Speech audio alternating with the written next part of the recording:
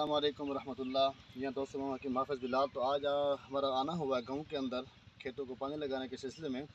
تو میں نے سوچا کہ آپ دوستوں کے لیے ایک ویڈیو بناتا چلوں کہ اکثر ہمارے جو دوست احباب ہیں ان کو شوگر کے مسائل رہتے ہیں یا بزرگ حضرات ہیں ان کو شوگر رہتی ہے.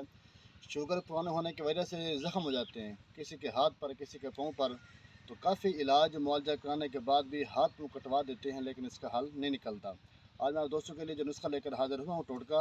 انشاءاللہ آپ اس کا استعمال کریں. اللہ کے حکم سے چند دنوں کے اندر جو ہے نا آپ کے شوگر کے جو زخم ہیں یہ اللہ کے حکم سے ختم ہو جائیں گے.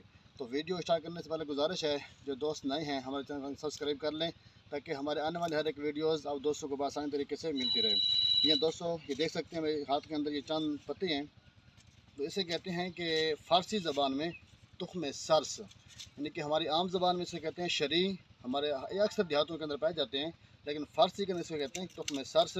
آپ جب بھی کسی پنساری کے پاس جائیں گے تو اسے شری کہیں گے وہ نہیں پہچان سکیں گے. آپ نے کہیں گے کہ تخم سرس تو پہچان جائیں گے. یہ دیکھ سکتے ہیں کہ یہ میں نے پتہ کھولا ہے تو اس کے اندر یہ چند دانے ہمیں ملے ہیں.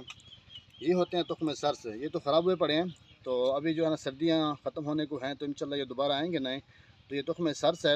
اس کا فائدہ یہ ہے کہ جو شوگر کے زخم ہیں اگر آپ ان کا جو ہے پاؤڈر بناتے ہیں سفو بناتے ہیں، جو زخم جتنا بھی پرانا ہو شوگر کا، کیا وہ پاؤں کے اوپر ہو یا ہاتھ کے اوپر ہو یا کہیں بھی زخم ہو، تو آپ نے اس کا جو سفو بنا کر زخم کے اوپر سے چھڑکنا ہے.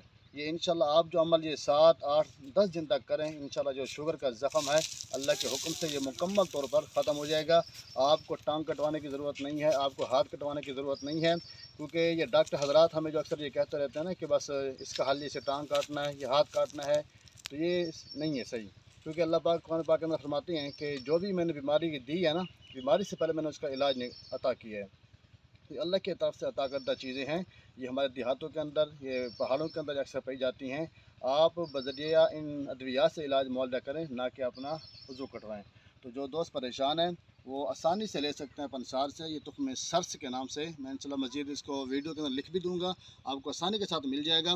آپ یہ لے کر اپنا علاج معالجہ کریں. زخموں یہ شوگر کے جو زخم ہیں ان سے جان چھڑائیں، لہٰذا اپنے اعضاء نہ کٹوائیں. ملتے ہیں انشاءاللہ نیکسٹ ویڈیو میں. تب تک کے لیے اللہ حافظ.